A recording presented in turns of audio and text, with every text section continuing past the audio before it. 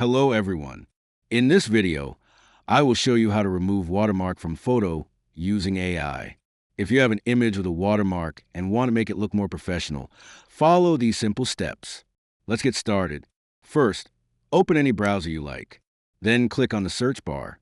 Then type watermarkremover.io. Then click on the first official link. This tool allows you to remove watermarks effortlessly. Once you're on the website, upload the image that contains the watermark.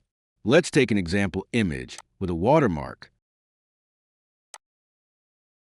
Now, to remove it, simply drag and drop the image into the tool. As soon as you do this, the watermark will be removed automatically. Now, to save the edited image, click the Download Image button. The image will be downloaded to your computer without the watermark. Open the file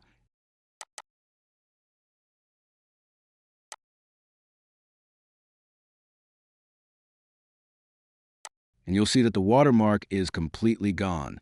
That's how you remove watermark from photo using AI.